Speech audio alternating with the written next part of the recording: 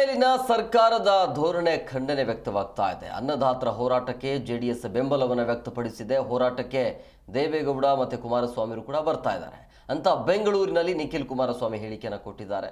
JDS ಶಾಸಕರಿಂದಲೂ ರೈತರಿಗೆ ಬೆಂಬಲ ವ್ಯಕ್ತವಾಗ್ತಾ ಇದೆ. ದೇವನಹಳ್ಳಿ ಹೋರಾಟಕ್ಕೂ ಕೂಡ ಬೆಂಬಲವನ್ನು ಮಾಡಿದ್ವಿ. ಬಿಡದಿ ಬಳಿಯ ರೈತರ ಹೋರಾಟಕ್ಕೆ ಜೆಡಿಎಸ್ ಬೆಂಬಲವನ್ನು ವ್ಯಕ್ತಪಡಿಸಿದೆ. ನಾಳೆ ಕೇಂದ್ರ ಸಚಿವ ಕುಮಾರಸ್ವಾಮಿ ಅವರು ವಿಡಿಯೋ ಕಾನ್ಫರೆನ್ಸ್ ಮೂಲಕ ಪ್ರತಿಭಟನೆಯಲ್ಲಿ ಭಾಗಿಯಾಗ್ತಾ ಇದ್ದಾರೆ. ದೇವೇಗೌಡರು ಕೂಡ ವಿಡಿಯೋ ಕಾನ್ಫರೆನ್ಸ್ ಮೂಲಕ ಭಾಷಣವನ್ನು ಮಾಡಲಿದ್ದಾರೆ ಅಂತ ಹೇಳಿದ್ದಾರೆ. ರೈತರ ಮೇಲೆ ಆಗ್ತಾ ಇರತಕ್ಕಂಥ ಈ ಒಂದು ಧೋರಣೆ ಏನಿದೆ, ಇವೆಲ್ಲವನ್ನ ಖಂಡಿಸಿ ನಾಳೆಯ ದಿನ ಪಕ್ಷದ ವತಿಯಿಂದ ನಮ್ಮ ಪಕ್ಷದ JDLP ನಾಯಕರು ಸುರೇಶ್ ಬಾಬಣ್ಣವ್ರಿಗೂ ಕೂಡ ಹಲವಾರು ದಿನಗಳಿಂದ ಮಾತನಾಡಿದ್ದೇನೆ. ಮಂಜಣ್ಣವರು ಕೂಡ ಮಾತನಾಡಿದ್ದಾರೆ.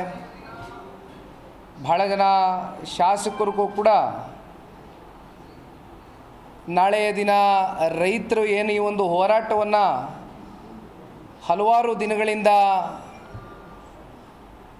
ಪ್ರತಿನಿತ್ಯವೂ ಕೂಡ ಅಲ್ಲಿ ರೈತ ಹೋರಾಟಗಾರರು ಈ ಒಂದು ವಿಚಾರಕ್ಕೆ ಸಂಬಂಧಪಟ್ಟಂತೆ ಈ ಒಂದು ಸ್ವಾಧೀನ ಪ್ರಕ್ರಿಯೆಯನ್ನು ಕೈ ಬಿಡಬೇಕು ಅಂತಕ್ಕಂಥ ಹಿನ್ನೆಲೆಯಲ್ಲಿ ಎಲ್ಲರೂ ಏನು ಸೇರಿದ್ದಾರೆ ಅವರೆಲ್ಲರೂ ಕೂಡ ಭೇಟಿಯನ್ನು ಮಾಡಿ ಅವರ ಜೊತೆಯಲ್ಲಿ ಜನತಾದಳ ಪಕ್ಷ ಈ ವಿಚಾರದಲ್ಲಿ ಕೇವಲ ಇದು ಒಂದು ದಿನದ ಹೋರಾಟ ಆಗಲಿ, ಒಂದು ದಿನದ ಒಂದು ಪ್ರತಿಭಟನೆಯ ಕರೆ ಕೊಟ್ಟಿರ್ತಕ್ಕಂಥದ್ದಲ್ಲ. ರೈತರಿಗೆ ಏನು ಅನ್ಯಾಯ ಆಗ್ತಾ ಇದೆ, ಇತ್ತೀಚೆಗೆ ಹಲವಾರು ಘಟನೆಗಳು, ಇತ್ತೀಚೆಗೆ ನಡೆದಿರ್ತಕ್ಕಂಥ ಘಟನೆ ನಮ್ಮ ದೇವನಹಳ್ಳಿ ತಾಲೂಕಿನ ಚನ್ನರಾಯಪಟ್ಟಣ ಹೋಬಳಿಯಲ್ಲೂ ಇದೇ ರೀತಿ KIDB ಮೂಲಕ ಲ್ಯಾಂಡ್ ಅಕ್ವಿಸಿಷನ್ ಪ್ರಕ್ರಿಯೆ ನಡೀತು.